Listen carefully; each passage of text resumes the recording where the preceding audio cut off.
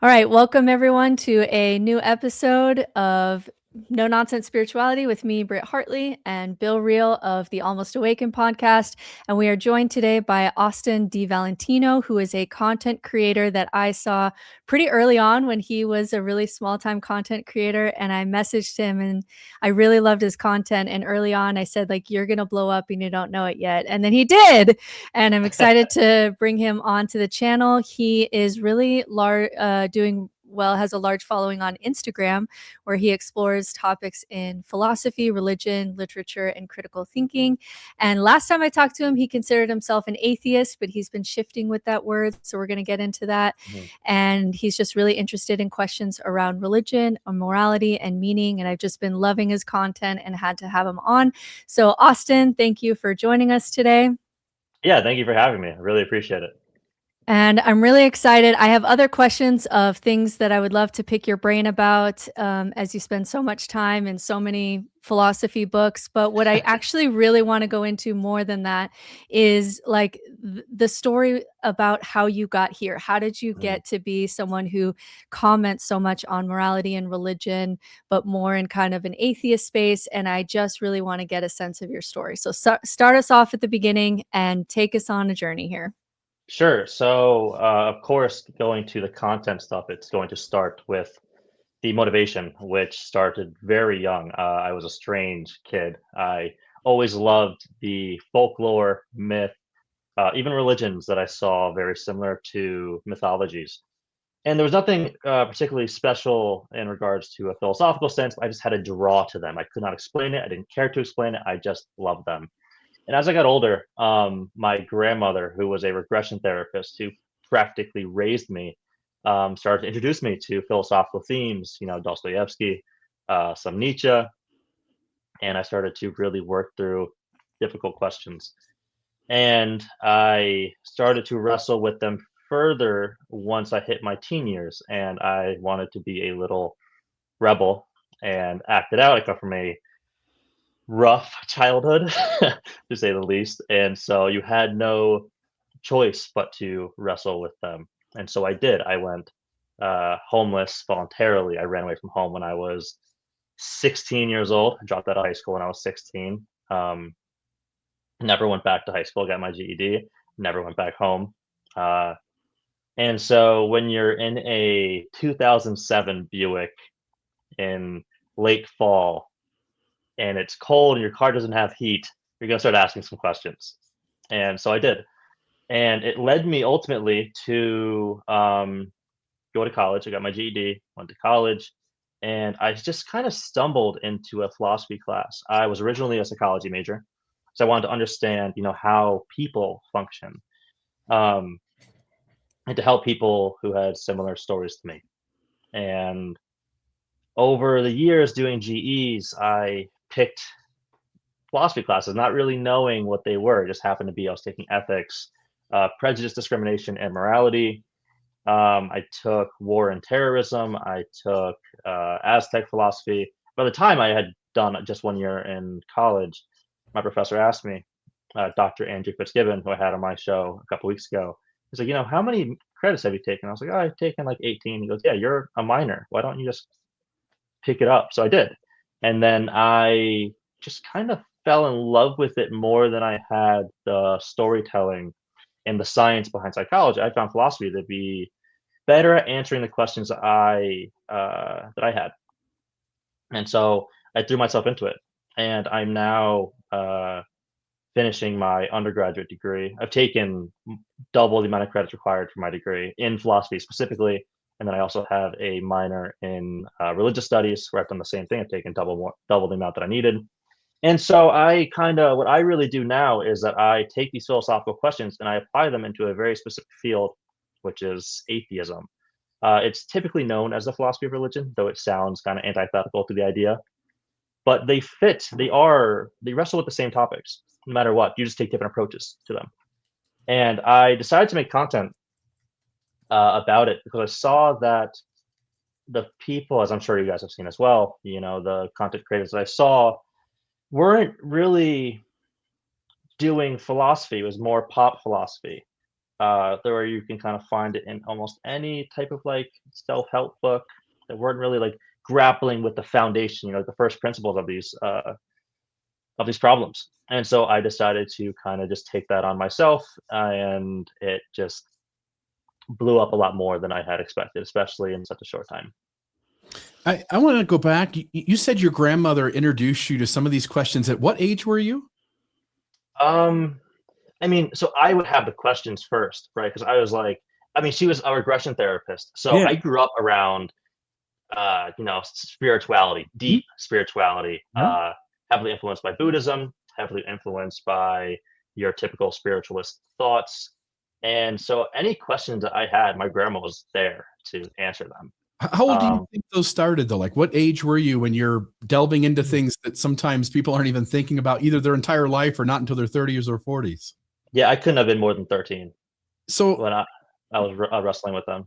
yeah. So if I go back to our conversation, Britt and I, after our last interview, we stayed after to have a conversation about that interview and about some other things. And one of the things we went into was when you introduce big ideas to young kids, whether that's positive or negative. And I'm just curious what your thoughts are, because I think there is some danger and some benefit, so risk reward, of introducing younger youth, maybe even younger children, to really big ideas and sort of getting them to think outside the box for the first time. Your thoughts on the impact on you? I mean, it sounds like it's been a great thing in the long run for you, but maybe caused some challenges early on. Yeah, certainly. I mean, definitely my grandmother was not, in my face telling me, life doesn't have any meaning. Thankfully, she was not. In fact, it was quite the opposite. She would work with people in passing. So she would walk people through the other side, whatever that means. But it meant a lot to her, and it meant a lot to me as a young kid. And so the questions I had were, is there life after death? Is there God? Why is there so much evil in the world? And she never evaded my questions. There wasn't a single time where she was like, listen, I don't want to talk with you about that. And she answered all of them. And so to a certain extent, it was incredible. She did not limit my exploration in the slightest. She just let me go. Wherever I wanted to go, she was there, recommended me books from Dr. Brian Weiss, Raymond Moody. And then as I got older, we got over to Dostoevsky and Nietzsche. Carl Jung, very specifically for her, she's a Jungian individual. But so to a certain extent, it's great to let a kid's mind explore. It can certainly have detrimental effects, but I don't think that a kid should be really questioning, or at least should be provided an answer that life has no meaning. You can even frame it in a way that you can evade the question while also answering it, which I think is what she did, really. Which is, does God exist? Well, Austin, we are gods. God is within us, and we are within God, and that's typically the answer that I got. And what she meant by God, couldn't tell you. I have no idea. Actually, something I would like to talk with her about that. Now that this is kind of like where I explore it. So that is what I explore. By the way, I do. What is God? What is atheism? The atheism. That's typically my realm. And all of that work that I did, all the questions I had when I was a kid, led me to exactly where I am. And in that, it's been great for me. I can definitely say, though, that I would say that it probably had a negative effect in the way that I communicated with other kids. No one else is really interested in spirituality in the way that I was. No one else was interested in the books that I wanted to read and talk about. So I was like that nerdy kid to a certain extent. But that generally came out afterwards, after like my rebel age, if that's what you want to call it, because I went downhill really hard and I hit rock bottom pretty hard. Which then once I came out of it, I was like, oh right, spirituality, and I got right back into that. So I think I assumed, because of your name, reason, and religion, and because you were doing atheism content, I kind of just assumed that you were one of those many people who went to theology school, was a part of an organized religion, turned to atheism at some point when things didn't, add up. but you were really never a part of like an institutional like form of Christianity or something like that. You just would say like you had deep existential questions as a kid and spirituality around you, and you just found that place really interesting. Or yeah, like what was it about religion that like why reason and religion? Because I just kind Mhm, of assumed that you had like a Christian background and went to theology school or something. mhm. Yeah, I definitely didn't go to theology school, not yet at least. My applications are in, so I'm Okay. waiting to hear back. Um, so yeah, I grew up spiritualist and like that type of realm. My father is a Roman Catholic and DiValentino, a heavy Italian family. And so everyone around me was a Roman Catholic on my dad's side of the family, and my mom's side very spiritualist. Um, when I turned 22, I got really interested in Christianity. Not even in a spiritual sense at the beginning, but just like historically and philosophically. Mhm. I started to read like people like C.S. Lewis. I got into Dale Allison's work um, for the historicity of the resurrection and stuff like that. And then I did kind of lean into, not kind of, I leaned into Christianity pretty hard. And I believed it to a certain extent. And then an event happened, which I'm sure we can talk about, Yeah, that please. yeah, so May 20th, 2024, my stepdad was killed pretty brutally, and so unjustly, I can't really go into like legal reasons, like the details of it and what happened, but just know there was a lot of questions about justice, evil, suffering, teleology and stuff like that, and so I believed it, and then I started to ask questions, and I blindly threw myself in. I started to have panic attacks where consistently all day long, um, where my blood pressure would reach like 170 over 110. I went to the hospital 5 times for it.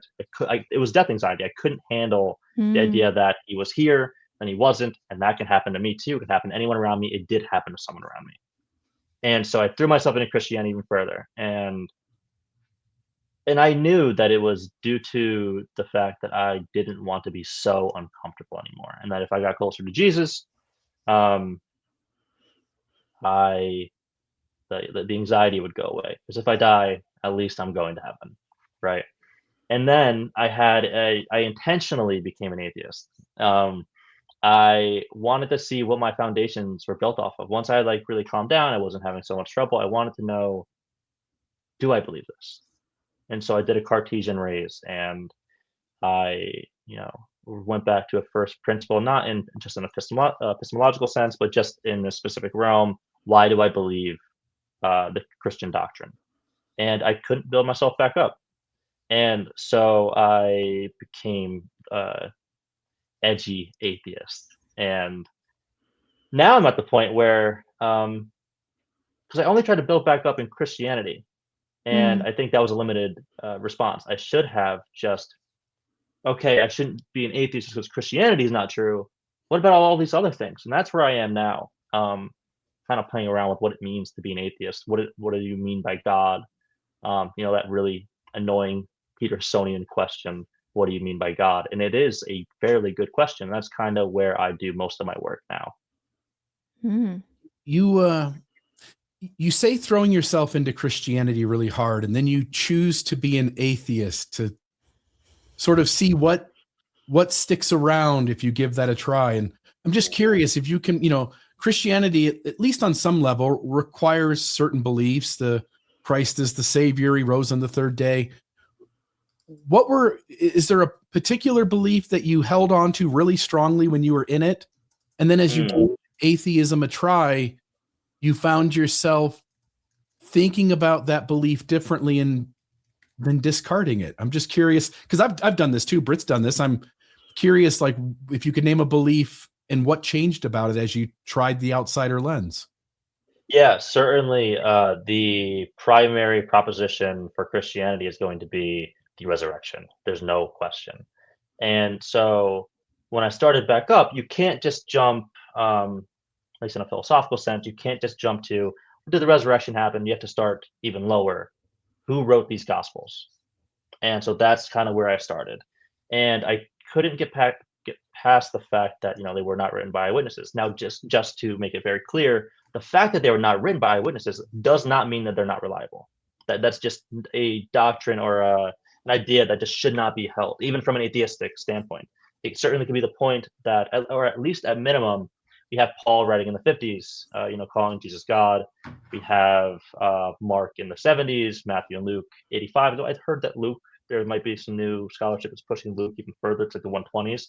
Don't know how true that is. I'll leave it up to Dan McClellan. He can do his thing. I was just going to say, I'll ask Dan. He'll know. Yeah. I have no idea how reliable that scholarship is. And then John, you have in the 90s. So at minimum, we have very early on people identifying Jesus as some divine figure. That shouldn't be ignored, because this was a very Jewish culture where they had their one God of Israel, right? And all of a sudden, all these people are, calling Jesus God. It's something very significant happened within this culture that shouldn't be ignored. But I couldn't build back up to the point that I was. I'm still there. I'm still very much, this is interesting. Something happened. I'm very much at the point now, though. Jesus did not raise from the dead. There was no immaculate conception. Jesus was not God, and I'm not convinced that if there is a God, that the Old or New Testament carries that correct God.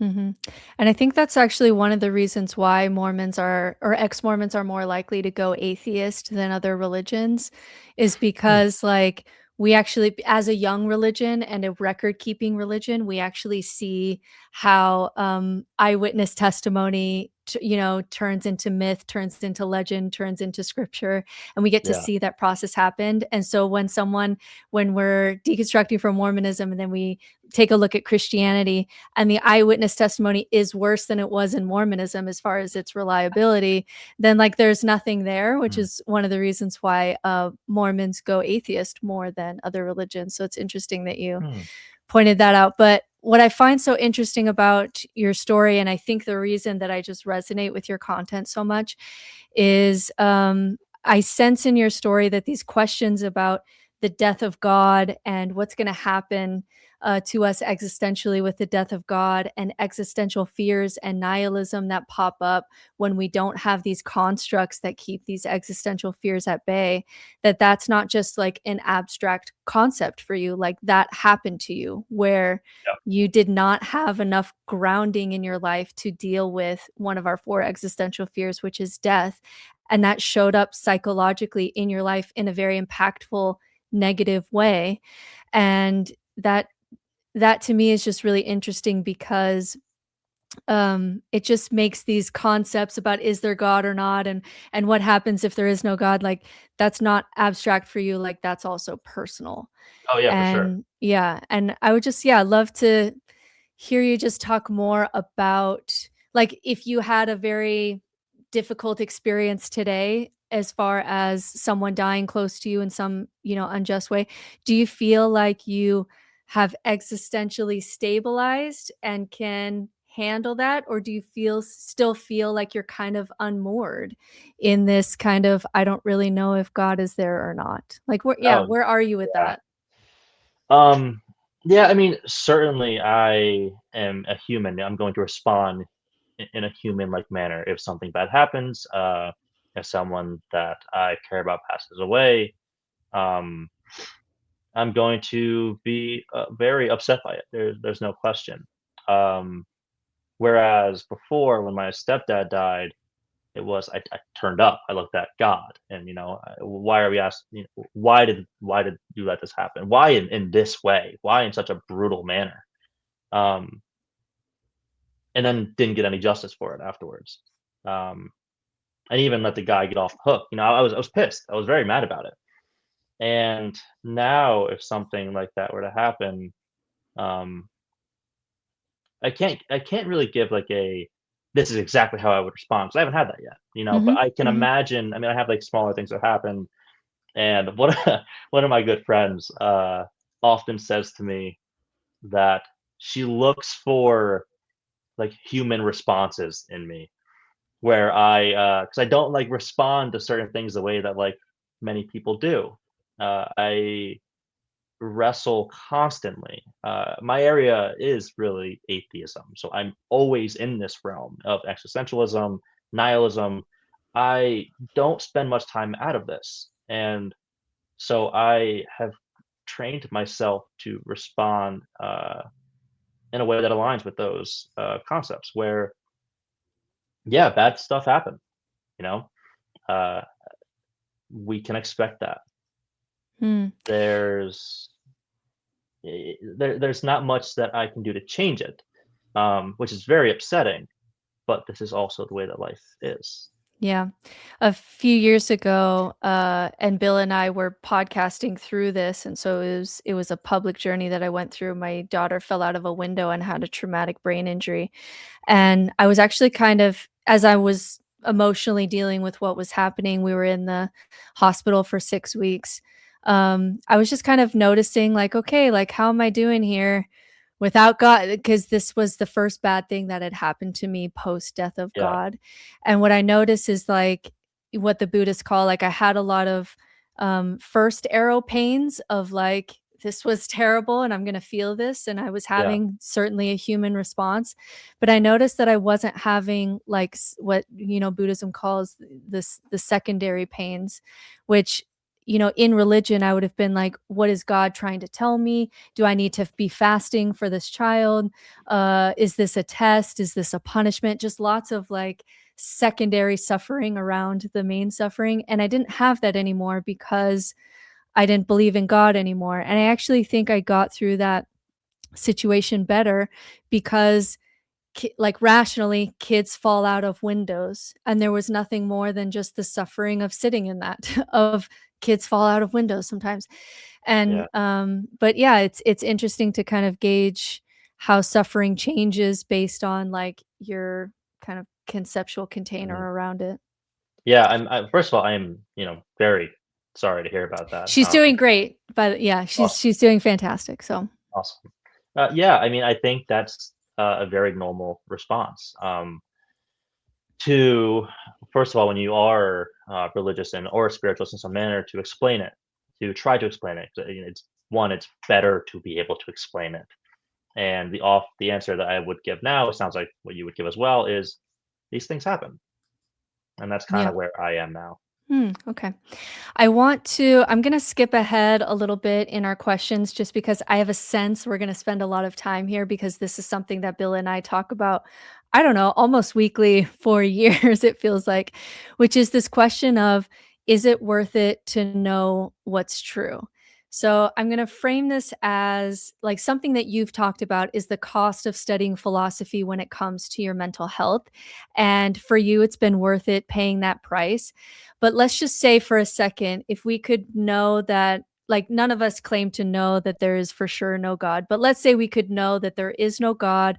The universe doesn't care that we're here. There's no free will. We're an accident. We're violent by nature. This is a violent planet. No one's coming to save us. If we could know for sure that all that was true, there's this ethical question of like, should we tell people? Does the mental health go down so much that even if that were true, we shouldn't tell people and we should just allow them to cling to their stories because well-being matters more than truth. Mhm. Anyway, Bill and I have just like exhausted this. So I'm excited to have another voice and just opinion on what you think about this question of, is the truth worth knowing, and how do you wrestle with that? Yeah, I think that truth is worth knowing if you find it valuable, right? And um, for some people, for specifically philosophers, they make their life about finding truth, no matter the consequences. Scientists do this as well. Um, I don't think that truth has value in itself. I think that truth is instrumentally valuable. And so I typically do this thought experiment of the dying grandmother, right? Of you're in a room with your siblings, your grandmother is about to pass away, and your brother says to her, "Grandma, you're about to die." Um, we'd probably be pretty mad that they said that. It is true that they said that, and imagine there's like, yeah, you're about to die, and there's no God, and you're just going to be nothing forever. I don't find any value in that. In fact, I would probably say you're not a good person. But there's something very interesting there too. I think most people would agree with that.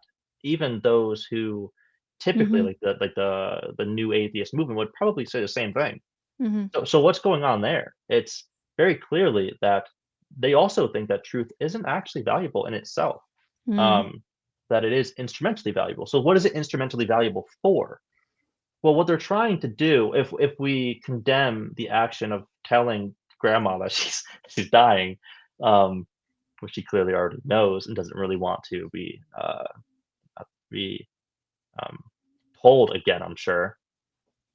Um, what they're trying to do then is make someone feel comfortable.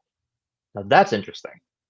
If we're all looking to help each other, um, and sometimes we can just avoid the truth.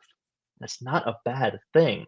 One of the things, like this whole idea of the intrinsic value of truth, we find it in Plato a lot. He really places truth as this super valuable thing, and Nietzsche comes along, right? And he's um, well, why?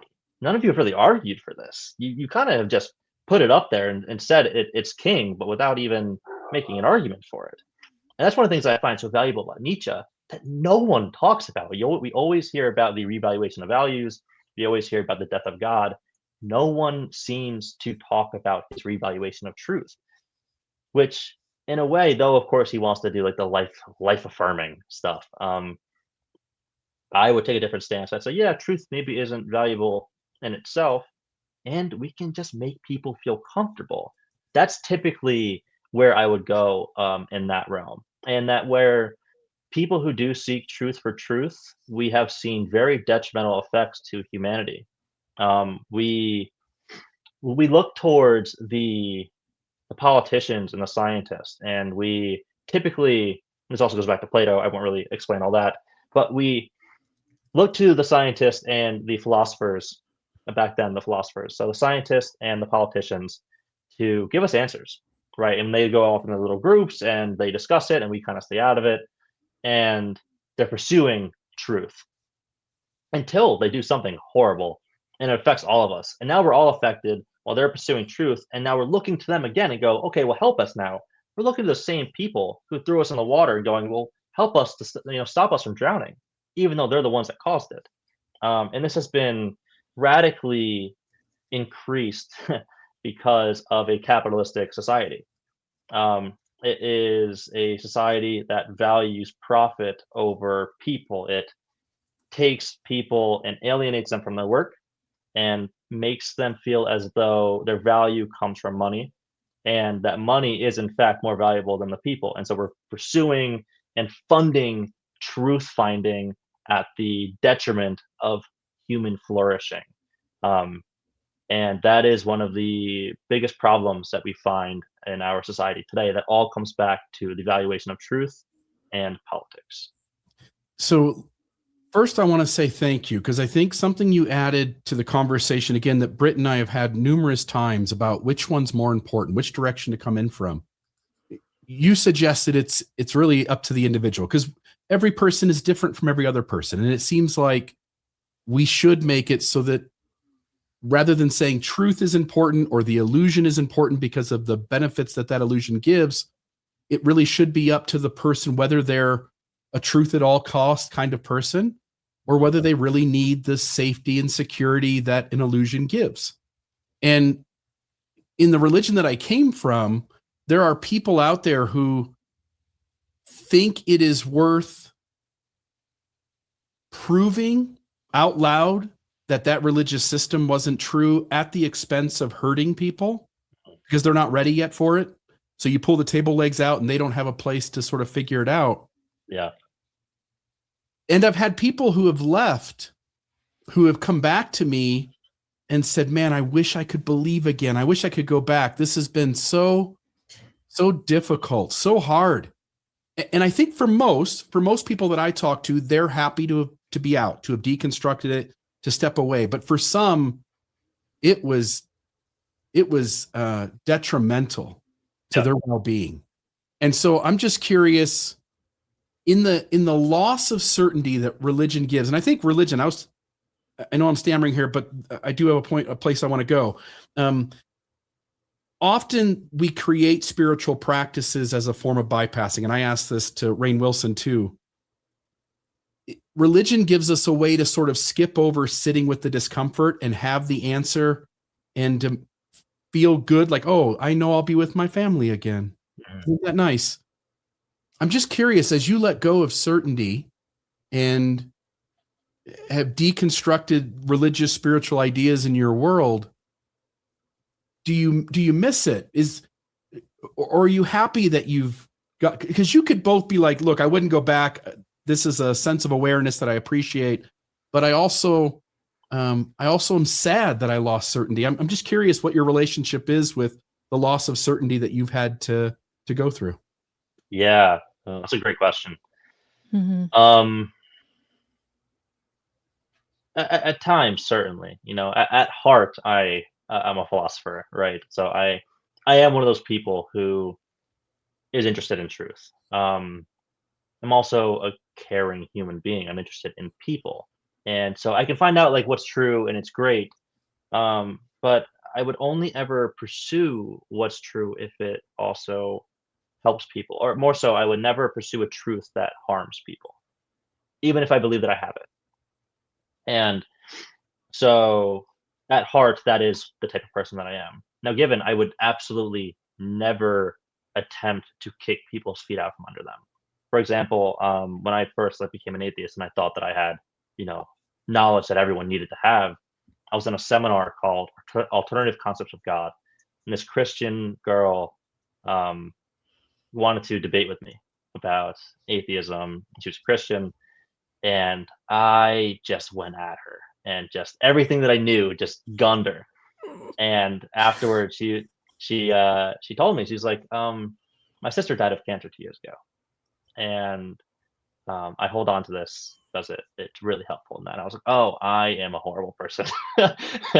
And so I recognized that early on into like my atheism thing, and so I recognize that certainty for other people is valuable. And now for myself, like I said, I do value the path of philosophy that leads to truth. And just as a normal person, yeah, I miss certainty sometimes. I would walk around feeling loved constantly. Jesus is always with you. And where I was at the location that I was, the college that I was at when I was a Christian, it was a very Christian college. And so everyone was a Christian. There was a sense of community where we would all talk about the Gospels. Now I'm a reader, so I would always be the one who many of the people actually haven't read the Gospel. So I'd be the one teaching what's actually in it to my friends and stuff. And so there was community, there was constant love. There was the idea of life after death. That's all great. And so as a person, of course, I wish that I had that. And I would never try to take that away from someone else. Again, I should say. Yeah. So I'm curious for you, what I feel like this is the conversation I have with so many atheists now, where there's this recognition that new atheism was super fun. And then we all kind of have that moment where we're like, oh, I'm the asshole. For me, it was in my angry atheist phase. I had a friend who was deconstructing really quickly and had a suicide attempt. And I was like, oh shit, there are ethical concerns to what I'm doing here. And I guess my question is, what keeps you from going full Jordan Peterson, where we're just going to it's not capital T true, but we're going to act as if it is true. And we're going to act, belief is this kind of action that we're going to be a part of. And so that we don't fall into nihilism. Are you ever kind of tempted to go that direction where capital T truth is no longer really a value at all, because these practical truths are much more, valuable? Where do you go with that complexity? at heart, Jordan Peterson is a Nietzschean, right? So he Yeah. is very influenced by this. He really is. Yeah, Yeah. at heart, almost in everything. Yeah. He's a Nietzschean, and so it's just like easy to predict with him. But what I did not predict was his almost like pragmatic value of God, which Nietzsche would not have done. Right. Right. Now with Peterson, people don't like his conception of God. I'm actually quite a fan of his conception of God as the highest value in your hierarchy of values of which directs your life. I think that's a good definition of God. If you kind of pull back and you look at what God is, I wrote a short Substack article last night called "What is God?" And my answer to that is God is that which one calls God. And what does one typically call God? Well, people typically call God that which they value most and utilize as a symbolic figure which directs their life. And Peterson takes a very similar route. And then you have people like Alex O'Connor who's trying to like pin him down and say, well, if there was there's a camera, if there's a Yeah. camera at Jesus's resurrection, what do we see? Yeah. What's so interesting there is that he said that he would suspect that Jesus walked out of the tomb, and no one expected him to say that. I actually didn't expect him to say that. Yeah, but then if you watch other interviews, he's talking with Diary of a CEO, and and he says, "Well, is Jesus God?" And he goes, "Well, if you know what God means, it's undeniable. You know, it's well, sure. What does God mean? Because what you mean by God is not what the typical Christian means by God. Like, do you genuinely think that God or that Jesus is the creator of the universe?" Most people at that time would have said Peterson doesn't think that, and then he said yes to Alex. So I wouldn't go so far as to say that I think that Jesus is God or that I think that Jesus walked out of the tomb. No. But I do think that God is that which one calls God. And I have no problem saying that Jesus is God for you. There's no question. No, Jesus is not God for me. And I don't utilize the term God to describe my world or myself. And so I think that is what the idea of an atheist kind of is. So I wouldn't go as far as Peterson goes with the God stuff. I don't know where Peterson's kind of aiming there. It's interesting to say the least. It's very interesting. But I wouldn't take the route that he goes, but I would take the route of like the pragmatist philosophers of saying, well, truth could just be what's useful, and that's something interesting. That's the place that, like, we're both going to have lots to say here, but that's the place that becomes interesting for me as an ex-Mormon, is because I left because I feel like it wasn't true. And then if you get to this atheist, complex philosophical place where it's like, well, is the best way to look at truth is whether or not it's useful, and Mormonism in many ways can be useful to someone's life, then I left. And now I'm in this more complex place. Bill, what do you think? Yeah, so I'm going to go back to my tradition too. Again, coming out of Mormonism as well. There are all these games that get played. So there are a set of apologists. We call them neo-apologists. And they're much more compassionate. They acknowledge the problems. And then they have all of these Rube Goldberg machines in order to get from point A to point B and make it true again. And so there's all these mental gymnastics. You have to, if you make all these allowances, you allow all this conjecture. And then I've had private conversations with these people. I've interviewed them. And then after the 2-hour interview, we stay behind for another 25 minutes with me asking a few additional questions that I notify them aren't going to be part of the recording. And at the time I was a believer, and they would go so much further in their private conversation than they would to the people. It's a game being played, right? Like they're loyal to the institution, and they see their job as helping people maintain faith, but they're withholding some of their truth, and they're presenting to the people that they talk to as if that's their truth. And when you understand what they think and believe behind the scenes, you recognize they actually don't believe to the degree that they want others to know. Mm-hmm. So I'm very skeptical of a guy like Jordan Peterson, because I think he's playing some of those games. And I don't know that. I don't know what is, what's in his heart and his mind. But there are ways in which you can tackle the idea, is Jesus God? And I can go, well, let's see, if I'm going to call God the creative energy of the universe and everything outflowed from that, which occurred 13.8 billion years ago, then Jesus came forth from that creative energy, hence he's God. So now I can tell the people in front of me that he is God with a straight face.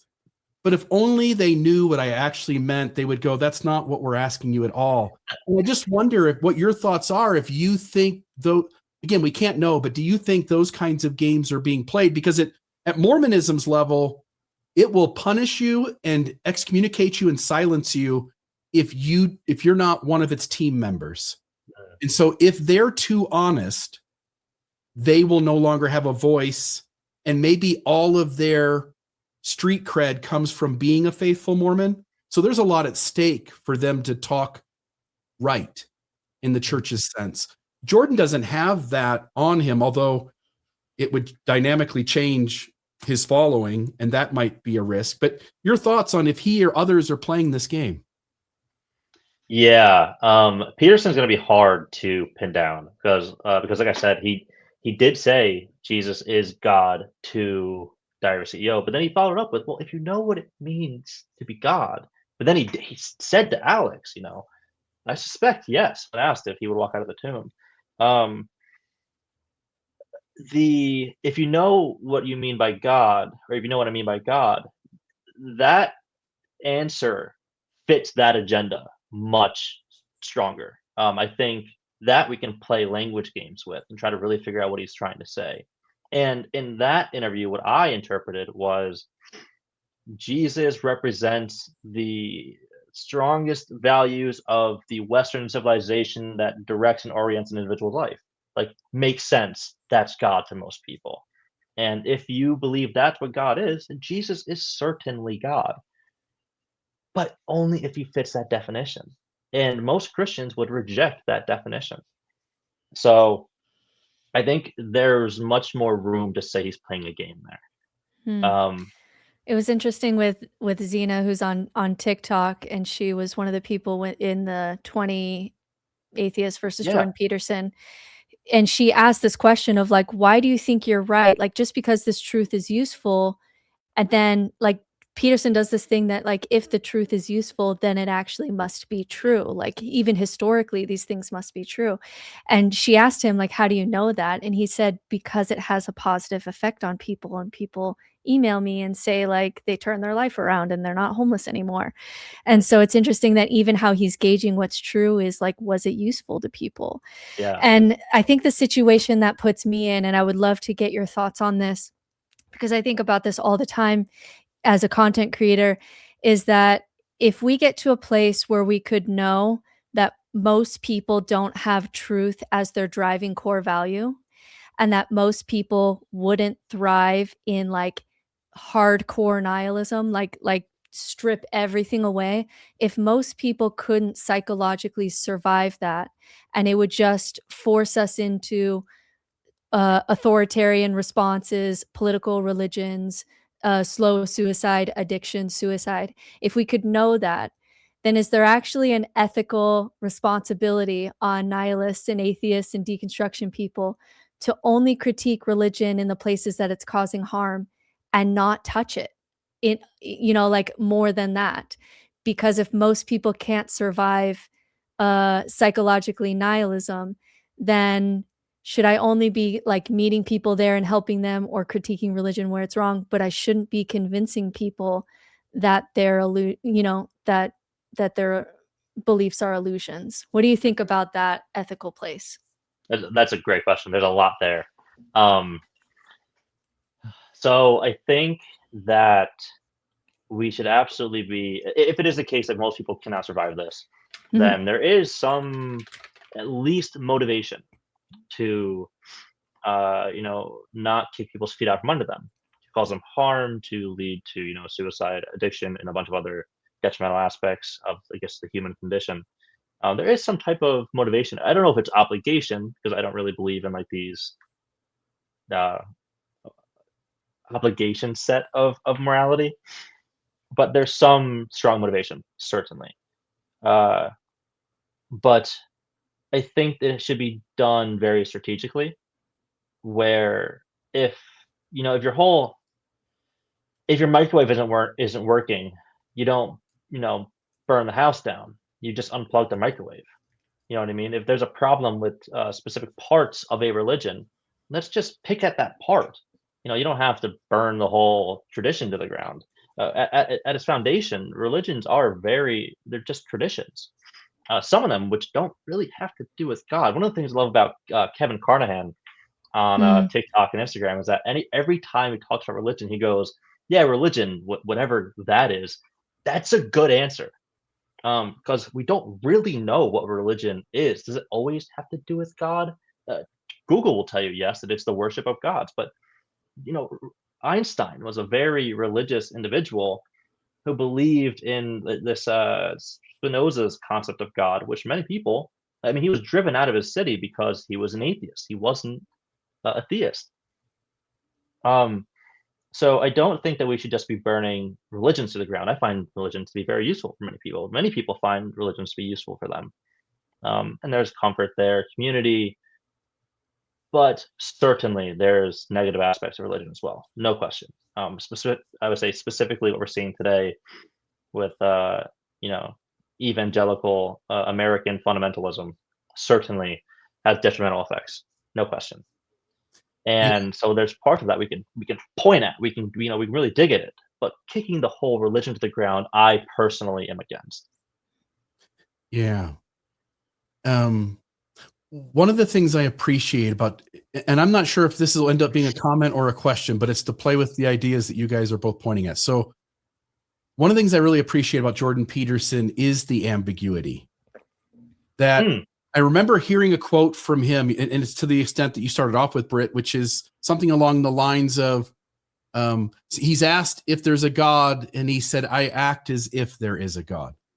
Mhm. And that to me was, and then he doesn't really want to expound all the way, right? He stops short of a line. He knows there's a line where it's not his job to define the terms for the next person. And I really like that, because Mormonism had all the answers. And even as an atheist, which I call myself, there's mystery in the universe. And we were talking last week that Neil deGrasse Tyson says, you know, maybe we know 3 or 4% of what we even know to ask. And of course, we don't know, as Britt said last week, that we don't even know the things that we don't know to ask. Mm-hmm. And so on the believer side, I think it would be so nice if there was a lot more ambiguity. I went to a Presbyterian church a couple weeks ago, and they were like, believe whatever you want. Whatever you believe is good enough for us. All are welcome. And most religions aren't that way, right? Like, you know, God hates homosexuals. God, you know, hates left-handed people. God, you know, God has all these things he doesn't like. And how the hell could we know? So the ambiguity I appreciate, and what I think you're hitting at is maybe on the side of non-belief, we ought to be more ambiguous because we don't know either. I always tell people, they'll say, what do you think? What do you think it is? And I'll say, I don't know what it is. I know what it's not. I know it's not Mormonism. I know it's not the Jehovah's Witnesses. I know it's not Scientology, but I don't know what it is. And I wonder if either one of you want to comment on this, if it would be better for us on the atheist leaning side to be more ambiguous, to leave room for people to discover mystery and to call it what they want.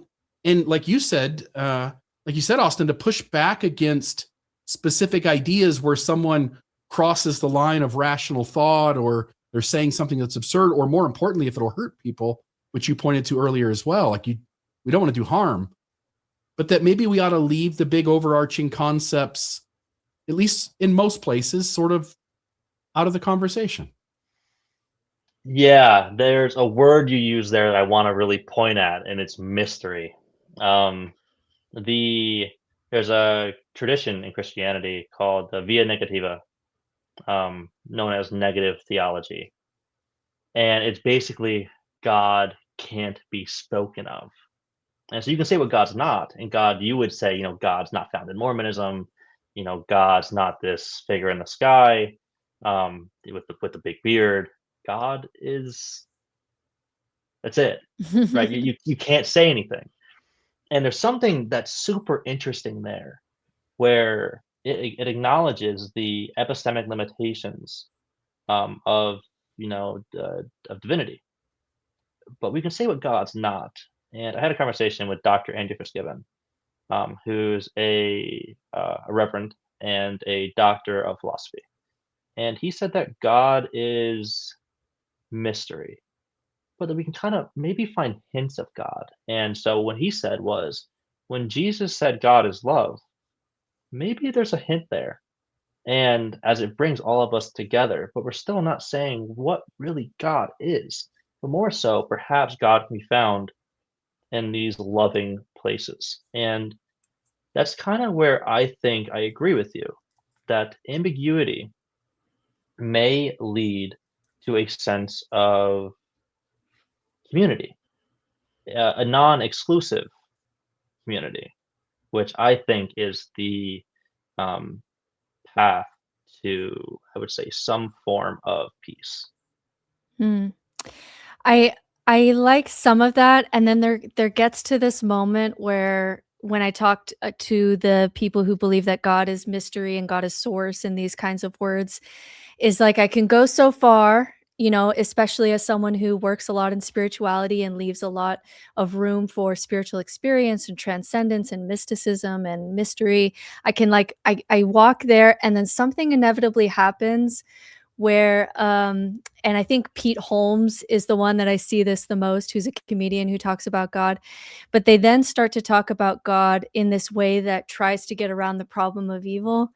And when Pete Holmes talks about God, he's like, God is just the movie screen, and the movie screen doesn't know what the movie is being played, right? And it just completely takes God outside of any kind of problem of evil question. And I think sometimes this is like the new God of the gaps, or the new way to deal with the problem of evil, is by making God so mysterious and so other that you're just trying to bypass problem of evil questions. Because my thing is, like, if God is source, or God is the movie screen, but the movie is the Holocaust just continuously, then can Yeah. you say that God is good? Because maybe Yeah. source is just the source of all suffering and evil, Mhm. and they never seem to go that direction. And so I think there's like a lot of like they sneak in a lot of optimism and good and love without addressing the suffering. And I feel like that's happening a lot in that camp. Do you see that? Mm. Yeah, almost certainly. I would definitely agree. I think that there are negative theologians who take a positive route, and then also there are ones that will just evade the question. I think I know who you're talking about with the comedian. I could be wrong, but I think I've seen some of his work. Um, yeah, I think that it is almost a deliberate way. I do think, in the philosophical sense, that it doesn't evade the question, but it also doesn't answer it, which I think Mm, that we do try to get the answers out of it. Um, I appreciate negative theology, but I also agree. I do understand and see its mm, limitations, almost mm, certainly. The problem of evil is tricky because in analytic philosophy, it's kind of been left behind, mm, because people have like tried to prove that it doesn't, or that it disproves the existence of God, but at the same time, there's so many different theodicies that provide answers, and so it got to the point. It's so ambiguous that it's just so hard to answer. Now there are bad answers, certainly, such as uh, soul making, right? Because then it doesn't explain animal suffering. It doesn't explain animal mm, suffering in the slightest. And I would say for the problem of evil, that it is impossible to answer. Now, I personally think it does make it improbable that a loving and intentional God exists. That mm. doesn't mean that God doesn't exist, right? Yeah, It's that's just it's funny. so specific. Yeah, that's where I end up too, is like when people talk about deism or creative forces, I'm like, yeah, maybe, like for sure that's possible. And then they smuggle in and God is good. And I'm like, oh, whoa, oh, Uh, hold on. You made a move yeah. there. Mhm. Go ahead. Yeah, go ahead, Bill. I just, in my life, I've been burned too many times by people who claim to know a thing that, as far as I'm concerned, is unknowable. Mhm. And every unhealthy religion makes dramatic claims about what God is or how he works or what his theology is, what the right way is to get back. And I'm to the point in my life where anyone who claims to know a thing that my brain says that's unknowable, I've already dismissed them. That they aren't. The moment you get to, in other words, let me say it this way. Jordan Peterson, what I think he does is he tiptoes around the circle and he knows where the circle line is and he knows not to get too close to the center. And the people who get too close to the center demonstrate to me that they actually don't know the thing. And the people who stay a little further away from the edges are more ambiguous, give all of us room to make our own individual meaning about it, seem to know it better. Hence, what I'm wondering is if God is just a filler word. It's a filler word for things we don't know, but with which we are drawn to try to figure out. We want to know certain questions about our life and the meaning of it, and we feel drawn to try to figure that out on all sides. And God seems like a nice little 3-letter word that allows us to just play in that sandbox without having to name anything, just to be curious about it.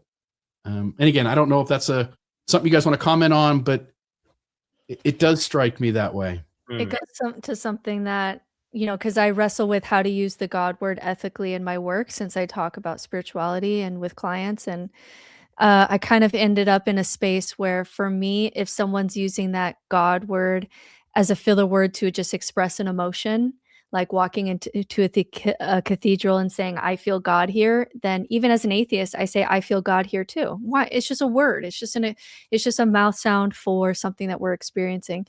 But then when someone says, God is this and demands this, like, okay, that's a different thing. Like that's a statement about the nature of reality. And I'm going to be very much more wary to use the God word.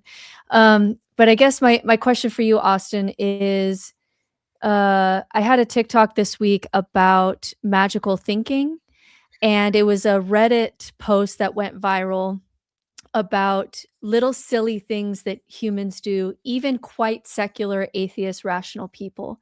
And it was something like, what do you do that you kind of know is magical thinking, but you do it anyway?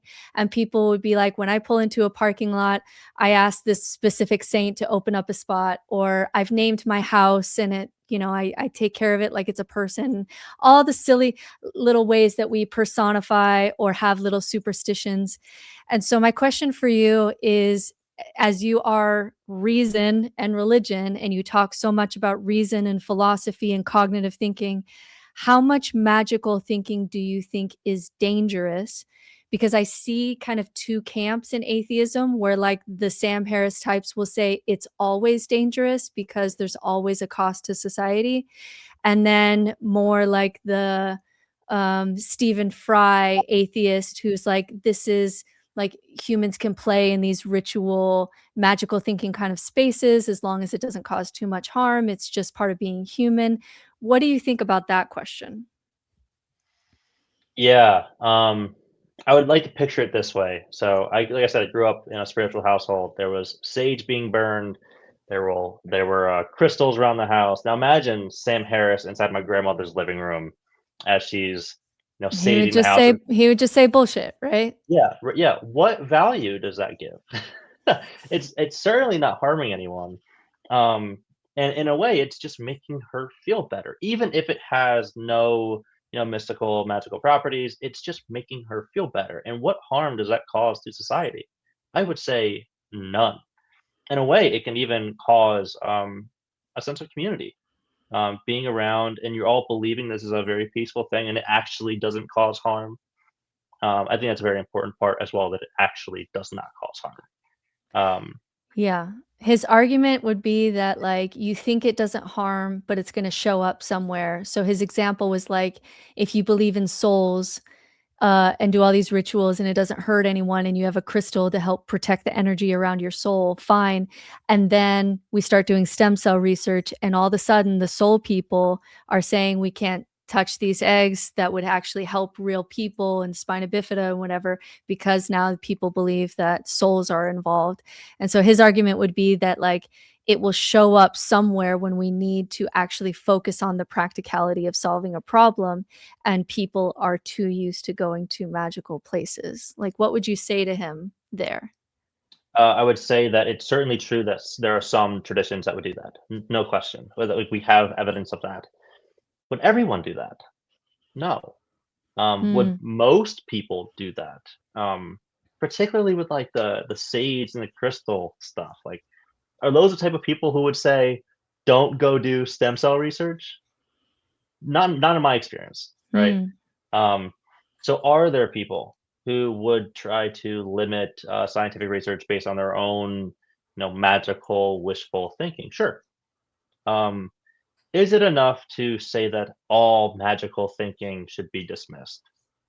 No. mm. I think that's a very limited view, and that in itself would lead to harm. And if his goal is to just, uh, try to decrease harm, well, I think that he's working in the opposite direction. He's working against himself. What do you think, Bill? Do you have any, like, superstitions? I mean, I know you don't have superstitions around the Browns winning football games because that doesn't work, but No, do you have I, any, like, magical thinking things that you do? I don't think I do. And you asked this before. I'll have to, and I've tried to go through my like week and go like, okay, Britt's had this question. Am I doing anything that I'll keep paying attention to that. Yeah. I do wonder this though, is what you guys are pointing to is that what Sam Harris isn't dealing with is that human beings develop at a certain rate. Frontal cortex doesn't come into being fully developed until we're around the age of 25 or later. And so people need paradigms and perspectives that are at their cognitive level, at their developmental stage. And what he's suggesting is just get rid of all of it and everything will be better. And as you're pointing out, Austin, like, whoa, wait a minute. How would Sam tackle the problem, which is that people aren't educated or given the tools and resources and maybe are limited until they grow up and out of certain kinds of paradigms to be able to even handle the world that way? It seems like he's got no plan in place, which I think you're pointing to. He's got no plan in place to make sure that everybody has a soft, healthy landing from that. Hmm. Yeah, one of the problems with the new atheist movement as a whole is that it is philosophically bankrupt. Mm, It does not offer any type of support. Like Sam Harris's moral landscape, trying to give objective moral values based off science. Any philosopher in the field is going to reject Sam Harris's perspective on this. I think he does great work in free will, incredible work in free will. mm, Um, Now, his response to or his way of thinking, I think, limits um, or perceives the human being as a purely rational being, which our majority of our history tells us otherwise. Now, there we are certainly our reason helped us survive. Our ancient sapien ancestors helped them survive to build communities, gather food, hunt, outsmart other sapient species and other predators, build communities that turned into civilizations that then built markets, and this is all great, and it shows that humans are rational. Um, but it seems that Sam ignores the imaginative and the emotional part of the human being, which is just as valid. mm. um, if you're going to reject that part of the human being, you're rejecting the human being. You're getting something that's just um, half of what it should be, and half of what it's always been, if not a little bit more. And so my answer to Sam would be that he ignores the human condition in a way that would be more detrimental had we just stuck to philosophical thinking, certainly, rational, but also giving humans the space to be human. It's also strange. I've heard, there's a quote from Sam about psychedelic substances, for instance, where he says, if my daughters get to the end of their life and they haven't experienced those things, that I would feel sad for them, that they really should have an opportunity to experience that. And I'll just tell you, as one who's done those things, that some of that is in the imaginative. There are again, I didn't believe they were real, but I also didn't exactly believe they weren't. And that the impact that experience had was more transformative by playing in the mystery of what happened in that. So seeing beings under the influence of ayahuasca helped my body mind make more sense of what the medicine was trying to teach me. And since Sam is such an advocate for that kind of experience, it is strange that he doesn't make room to benefit from allowing part of that to be maybe real, maybe not, but maybe best understood if I treat it that way. Mhm. Anyway. What's I so almost- interesting. Yeah, go ahead. Yeah, go ahead, Britt. Go ahead. It just brings up this question that I think the atheist community has been wrestling with since new atheism kind of didn't pan out in its promises, maybe that we felt like it was promising 10 years ago, that if we could just step away from religion, like the whole world will just be Denmark and everyone will be happy and all this. So do you think it's possible, given human nature, to have something like a secular utopia where we have all sense of transcendence and morality and community and story and narrative and all the good things in a secular context? Or do you feel like that's not actually even possible given human nature? That's a great question. I do think that it's possible. I don't see it happening anytime soon. Especially, at least, as we look at America, we see what was originally a secular society be, I would say, hijacked by Christian nationalism. And we should keep in mind that is part of human nature, and Mhm. the politicians know that very, very well, how to utilize religion for their own agendas. Now, I think that it's possible. Certainly, it's possible. Is it Yeah. probable? Yeah. I don't know. I don't know. I'm to the point where I think no on both. Like, it's not probable, but I actually am to the point now where I actually don't even think it's possible given Mm, what we evolutionarily are. And then I'm in this place where, like, okay, if secular utopia isn't possible, then the answer isn't pushing for this new atheist utopia. It's how do we make secularism better for people who are outside of religion? How do we make religion better for people who are in religion? And that's kind of where I ended up right now. Even though 10 years ago, I was much more just burn it all to the ground, yeah. angry atheist. And I'm to the point now where I actually don't even think it's possible. But Mm. anyway, we are running out of time. Maybe Bill, you want to ask one more question and then I'll ask one more and we'll wrap it up here.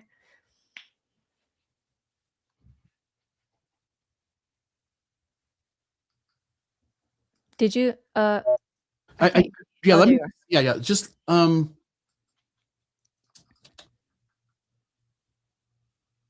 I feel like we covered a bunch of this ground. I'll go back to the psychedelic thing. Did you I thought you had a thought on that. Yeah.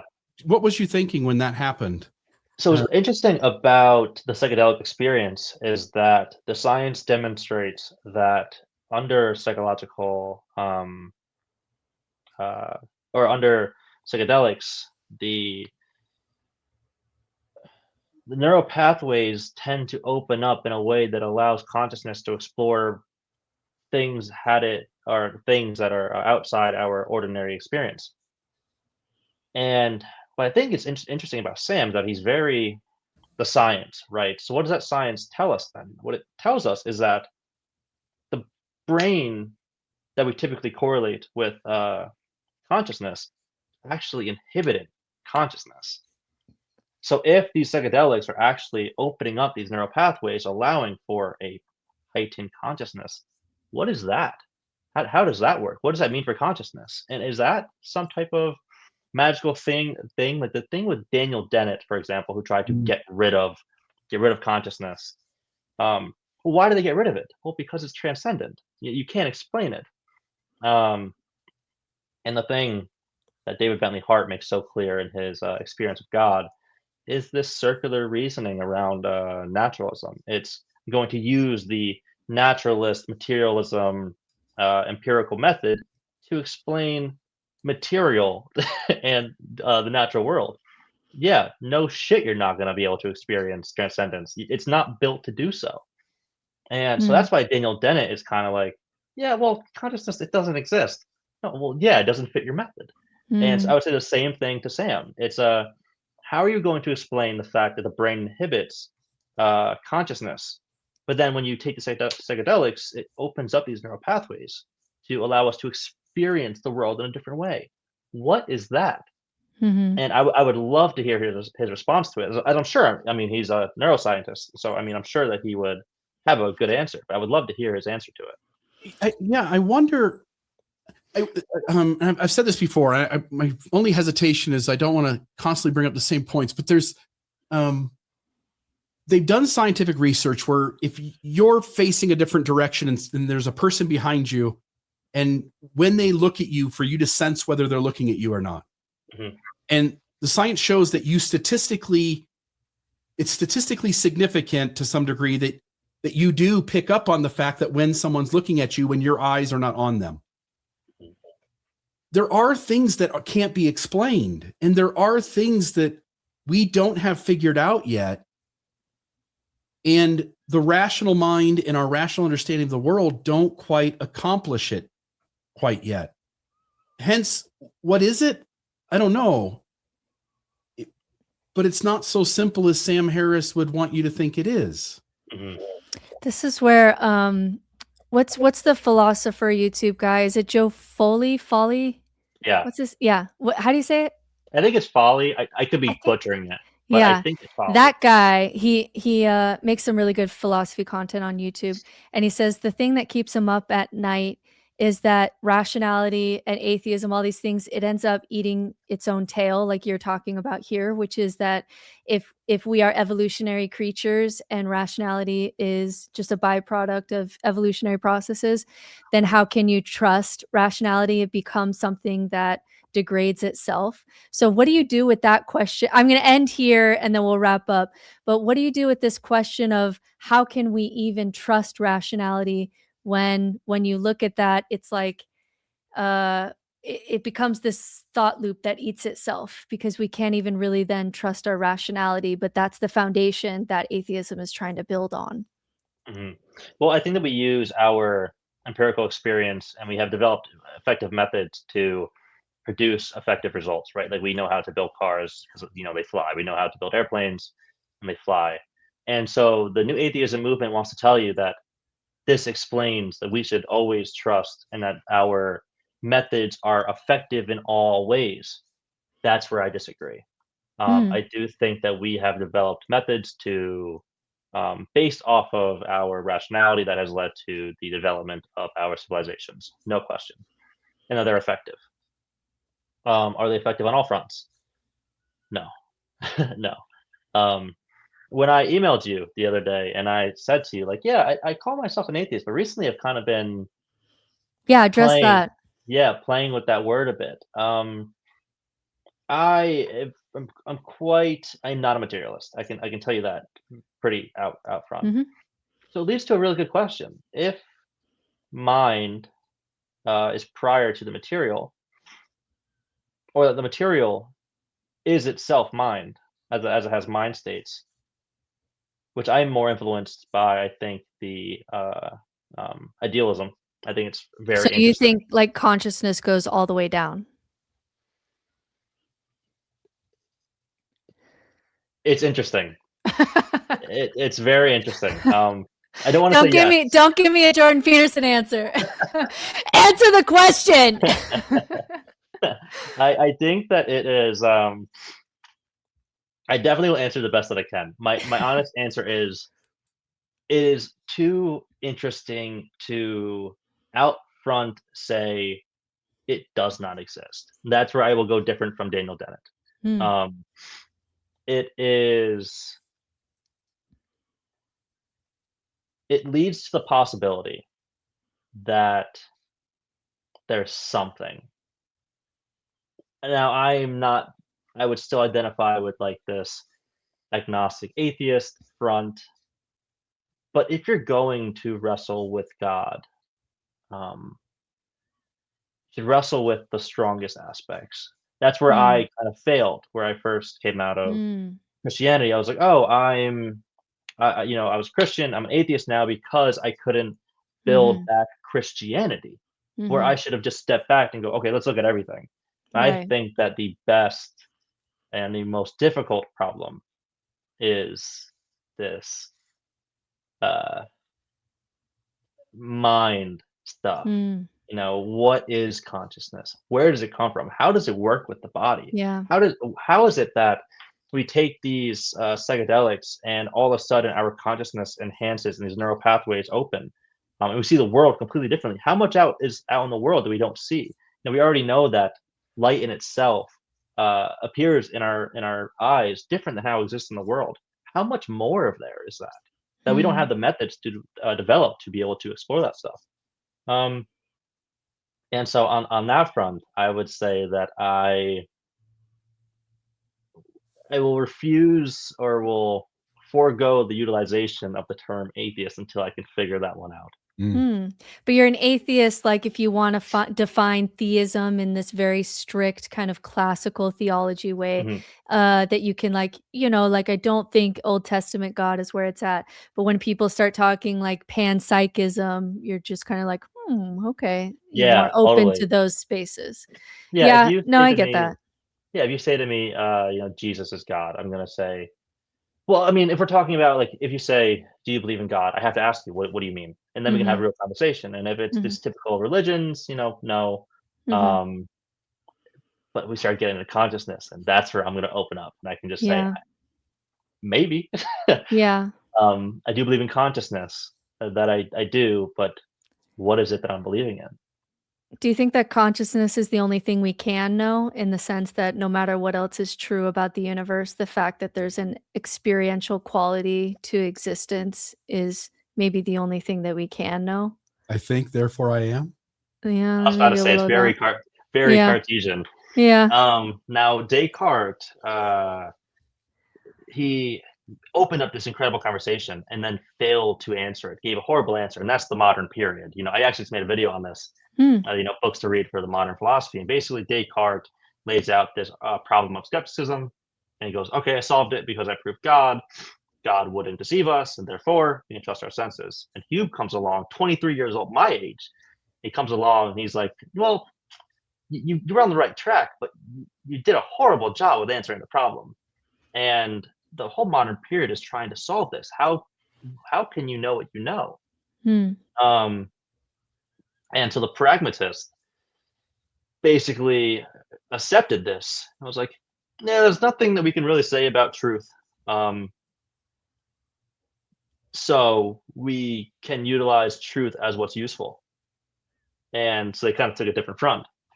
I would agree that we can't really know if by no we mean certainty, right? There's a different hmm, in I did my thesis on the epistemic limitations of religious propositions under a fallibilist framework. And fallibilism is the epistemic system that grants knowledge without certainty, right? So I can say that I know that the sun is going to come up because it is highly probable, based off my evidence, that it has come up every day, that it will come up tomorrow, right? But do I know for certain? No. hmm. We kind of just move the goalpost a little bit in philosophy. made it a little bit easier. Hmm. So many fun things to talk about. Out of time. My last question for you is just for the audience and people who enjoyed Sure. this conversation. What do you hope people take away from your work, and what can we expect more from you Mm. in the coming year? What I would hope people take from my work is not that I'm right. I don't care if you agree with me or not. Be gentle with each other's beliefs and be humble in your own. Hmm. If we are talking about God and you are trying to disprove God, you're already outside of the conversation. No serious theologian or philosopher in this realm is going to say proof. No, I can disprove your God. I can prove that my God exists. Um, be humble in your epistemic limitations and gentle with others where it's deserving of being gentle. And Hmm. simultaneously, um, also, I would say, like, recognize the complexity of religion, God, and atheism. Most of the professionals don't have it figured out. um, so I would hope that people understand that from my work. And then for the things that I have coming up this year, um, over the next few weeks, I have Dan McClellan coming on the show, James Tartaglia, Nolan Gertz, Tilly Middlehurst. I also have Constantino Esposito. I'm doing like a whole like nihilism Hmm. lesson, which I hope that you joined for. Yeah, so I'm going to be sitting down with some pretty cool people to have these, important, useful, and meaningful conversations. That is what you can expect more of. I love that, and I love this idea that, like, let's all be intellectually humble about what the hell is going on with reality, and it's like this thing that I have in my life where it's like, "I don't know anything, but you don't either." And it's Hmm. like, Yeah. people will ask, like, where my confidence comes from when I speak, and it's like, it's not because I know something, it's because I don't think you do. Like, Hmm. Yeah. that's it. Yeah. Alright, yeah, go ahead. When I did my thesis, the whole point was to determine that uh, none of us are justified in knowledge, but we are all justified in belief. That's where I led my thesis to. And so it's like this idea that I don't know, but you don't either. But we are both justified. We have justification for our beliefs. And so if we're both justified in our beliefs, perhaps we should just be gentle with each other's beliefs. Mm. That's where I led my thesis to. I love that. Austin, tell folks where people can find your work. Like where are you putting content out? Where are all the places that people can locate you, and how can they find you there? Yeah, so my Instagram and my TikTok are the same handle that you have here, Reason and Religion. I will have a website that will be made pretty soon. It's not up yet, but that link will also be on my Instagram. I post on both. Um, you can find most of my work on Instagram, and then my YouTube will be much more active over the next coming weeks under the same username, Reason and Religion. Thanks so much, Austin. Thanks for your Yeah, hour here, and I'll see you with all your content, and I'll see you online. yeah. Thank you for having me. All right, thanks, Austin. Bye-bye. Bill, thoughts? Yeah, those are the kinds of conversations I could just sit around. I envision me at my happiest place is you, me, and people like him and Rainn Wilson and other folks just sitting in a room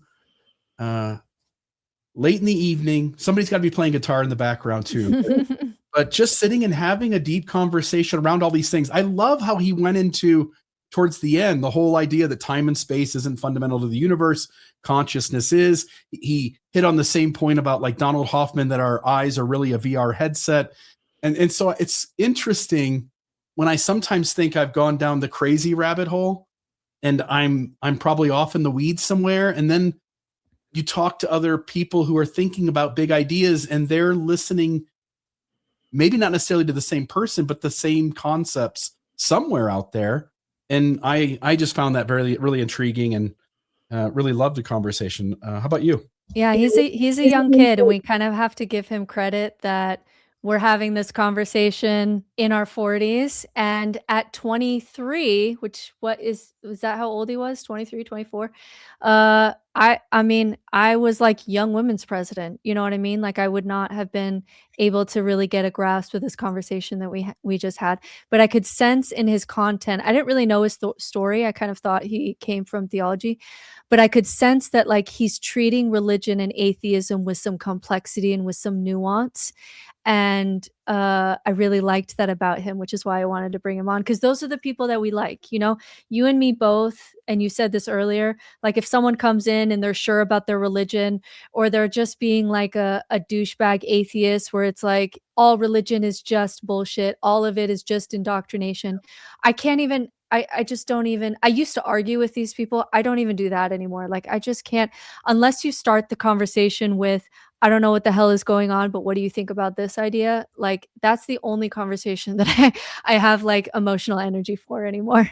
And I like that he can play in that space where it's like, I don't think it's that, you know, he definitely deconstructed from something, but he's still exploring. And that's what we do here. We're exploring the edges. Yeah. I when he was, we were talking earlier, I don't remember, I think it was maybe me that asked it, but we were talking earlier about this ambiguity, that atheists should take on some ambiguity as well. And he hit it hard, saying like we should almost always take it, not knock systems down, for instance. And I can't quite get on board with that. Like there are things about unhealthy systems that they need whistleblowers, they need people explaining the history, they need people giving out information to help people not feel alone and make sense of things.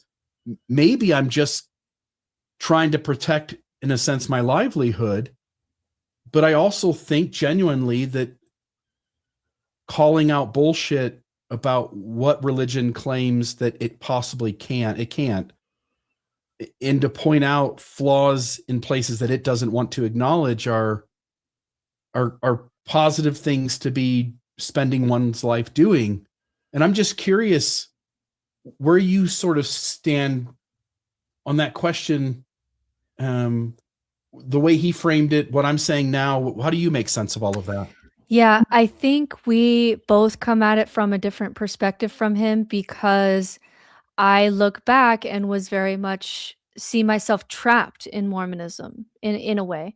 And I want to at least have the option of looking at it in a different way and choosing if I want to. You know, you talk about this all the time, more than I do, this sense of like consent. And he doesn't come from a system, because he's in this new age spirituality space growing up, where there was consent, and so he can maybe be a little bit softer in that place, whereas you and I were in places in religion sometimes that violated our consent. And that's why I think we both put stuff out into the world. And for me, it's like I put it out into the world, and if it's not for you and you scroll or you write on my page that it's bullshit, that's fine. I don't want to push you out of wherever you are and that kind of thing. But to the person who, you know, the person who would want to know more about religion and why it exists and their particular religion so that they consent to make a choice, then at least that information is available. And so I kind of see us more doing that, because we know what it's like to lose consent when it comes to religious systems. Whereas coming from New Age spirituality, I don't think he had that same experience. Would you say that? Yeah, it makes me wish that all of us could have grown up with a very open regressionist therapist grandmother. Yeah, the crystal grandma. I think And yeah, a lot of that, like Sage and Jungian psychology and all of that, like I couldn't play in that space. I'll admit I couldn't play in that space. I would say the first 5 years after deconstruction, it was too, it felt too unsafe. I had too many triggers. But now I can definitely play in places that I couldn't before. And especially in like pagan female witchy spaces, which is very ritualistic, very symbolic. I couldn't have done that earlier on. But I do think it's healthy in those spaces that you just play to the extent that you want to play in that space. But we in Mormonism don't have that option to just like, oh, participate in this religion kind of how you choose to. There was very much it was stricter than that. So I think that's why it gives us that different response, I would guess. Yeah, I think we were talking about this maybe last week, but that it comes from a position of privilege. And I don't mean that rudely. Like, we all come to things differently, and being raised in a space where no particular system deeply damaged you has you looking at it differently than in a biased way. But also what's a biased way is being in a religion that deeply harmed you and did things to you that weren't consensual and manipulated you by selectively choosing what parts of its history to share and how to tell its narrative in a carefully crafted way. That affected us on our side too. Yeah. What do you think about that question that I asked him about whether secular utopia is possible? Like, is it possible 5,000 years from now that there is kind of no fundamentalist religion anymore? Or let's say that we don't blow each other up, which, whatever. And do you think it's actually possible, given human nature, that we could override that superstition and draw to authoritarianism and all of that? Or do you feel like it's always going to be this? It's always going to be some people with truth as a high moral value, deconstructing, but most people are a part of some, ideology. What do you think about that one? Yeah. So first, you threw out what I think is the most exponentially likely answer, which is that we blow ourselves up, Right. or a meteor hits the planet, or whatever it is, the zombie apocalypse happens. If we take out all of those end of days things where we resort back to a hunter-gatherer society, and the most powerful and the most ruthless among us take charge again. Again, this is, what do they call it? It's a civilized society, barely. Yeah, I think we can get there if you eliminate all of the most likely possibilities. But because of that, I don't think we get there. Like, does that make sense? Like, the chances that we all little by little come to kumbaya and go like, oh, like, let's just take the wisest voices among us. Let's not let anyone interject their experience as being the rule. Let's make space that everyone has different values and different perspectives. Let's create ways in which we understand that certain kinds of bad behavior are genetic or epigenetic, but let's deal with that in a compassionate way. Like, I just feel like there's so many problems on the table. You'd have to that's I think one of the problems with this atheist sense of utopia is that if you think we're evolutionary creatures, but your utopia requires us to override every single evolutionary impulse that we have, how can that how can that even really be possible? And then people say oh, with education, and it's like, okay, but you have to have funding for education, and money comes from dogma because that drives our cult brains. And it's the same problem I think we get with how many million people just say let's go back to matriarchy. Nobody has done it since patriarchy came into existence 10,000 years ago. Nobody's survived it because it produces more power and resources and money and children and communities to raise those children. So how do you possibly combat that unless you entirely override your evolutionary impulses? And then people say, these are the debates I have in my brain. And then people also say, well, AI can help us to override some of these brain things that are no longer serving us. And then it's but is it going to be used for that? No, it's going to just further the gap between the rich and the poor, like all technology has ever done. So I don't know. I don't see it. I don't see it happening. The AI thing is interesting, right? Because right now, immediately, today, we could turn over to some degree government decisions, policies, directions we go in. We could ask AI to evaluate the full scope, look at the pros and cons, and just make the best decision. But yeah, would politicians ever give up that sort of agency to computerized intelligence, which does so without feelings, and better than any one of us has access to all the information available? No. And I was thinking about like Star Trek. Are you a Trekkie at all? Do you watch Star Trek? I did watch through it once because I named my child Riker, and then I was like, well, I should probably know it. It's not because I'm a Trekkie. I just really like the name. And so I was like, oh, I got to find out who this like Lieutenant Riker is. So I did watch through it once, but I wouldn't call myself a Trekkie. So you watch the Next Generation, Yeah. Captain Riker. Star Trek kind of tackles this a little bit, right? Like people are so far ahead that they're concerned with scientific exploration. And then you watch and they're just human beings too. And then every place they go, every species is just also dealing with these same conflicts inside our being of good and evil and right and wrong and greed and power and influence. That spaceship barely survived from episode to episode. I don't think we can do it. I've asked the question before, and this is where I get the Trekkies, where it's like, if you know that like more knowledge to someone would decrease well-being, should you tell them?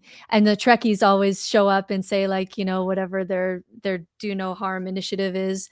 And it's interesting that we kind of did decide this as a society when we talk about the uncontacted tribes of the Amazon, that we did kind of collectively say that, this knowledge may unravel your society in ways that may not be good for you.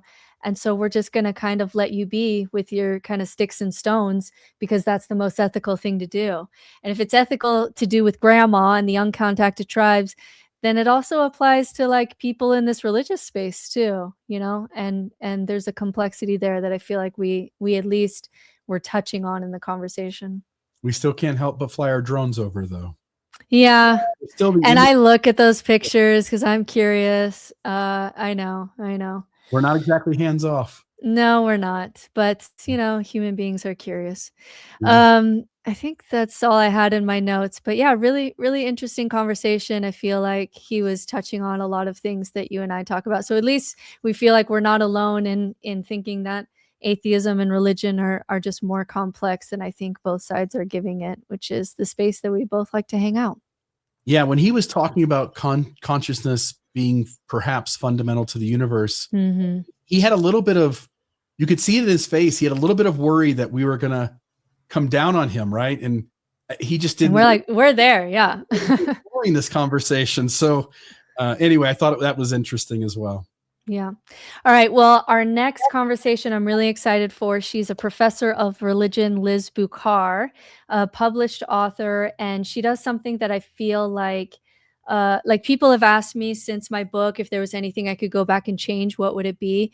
And it would be incorporating her work. Like her focus is how to steal from religion ethically without losing the guardrails in place. And it's super interesting and relevant to the conversation because she really talks about this concept of like, if you try to take meditation out of the history of Buddhism and put it in an app and we're just stealing the good things of religion, which you and I talk about. And then she'll talk about, but if you do it without some ethical guardrails, then it just becomes like meditation to make you more productive in a capitalistic society, which is so antithetical to what meditation was in a Buddhist context. So she really dials down on how to steal from religion in ethical ways. And it's going to be a fantastic conversation. I'm really excited. So I feel like I'm going to be challenged in that. I do want to say though, by the way, please subscribe and please check out the other content that we're creating. This is the way that that you get to be reminded that we've got an episode coming out or something new has hit the social media platform, whether it be YouTube or other places. So please do hit that like button. Yeah. And let us know how this conversation went for you and what you liked and didn't like and other ideas for content and guests. And we'll keep plugging along here. But yeah, let us know as these are our first kind of interviews that we're doing together. So give us some feedback below. And that's it for me. Anything from you, Bill? No, that's it for me as well. All right. Thanks, everyone, and have a good week. Take it easy. You've been listening to Britt Hartley of No Nonsense Spirituality. And Bill Reel from the Almost Awakened podcast. Together, we explore what it means to grow beyond belief systems and find meaning after deconstruction and outside of religion. Britt has a master's degree in theology with a focus on the future of American religion and works as an atheist spiritual director, helping people navigate life beyond faith. And Bill is a somatic trauma-informed coach and certified leader holding a level 7 diploma in strategic management and leadership. He helps people through faith transitions, deconstruction, and personal growth. You can find Britt's courses, coaching, and her best-selling book, No Nonsense Spirituality, all the tools, no belief required, at nononsensespirituality.com. And you can find Bill's coaching, support groups, and podcasts at awakenandthrive.org, resources designed to help you awaken and thrive in the second half of life. Thanks for listening. Stay curious, stay open, and keep awakening. No nonsense required.